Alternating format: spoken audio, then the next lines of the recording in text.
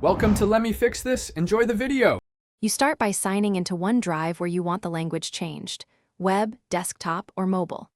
Once signed in, make sure you can access your Microsoft account settings because OneDrive often inherits the account language. Open OneDrive settings right away.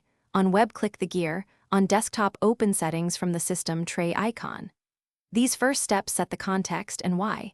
Changing the account level language ensures consistent menus, timestamps, and regional defaults across devices.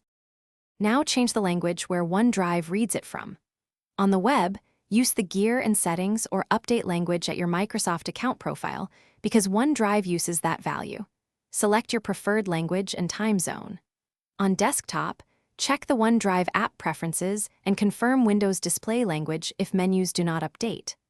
On mobile, the app may follow device language, so change the phone language or find the app-specific language option. Make the change, then save settings so the service receives the update.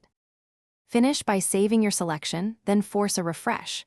Sign out and sign back in, reload the web page, or restart the OneDrive app so the new language propagates. If the interface still shows the old language, clear your browser cache or the app cache and try again because cached resources often block updates. Also check the Microsoft account language setting directly. If that is different, change it there and repeat. This troubleshooting step fixes most stubborn language sync issues quickly. Thanks for watching. If you found this helpful, don't forget to like and subscribe.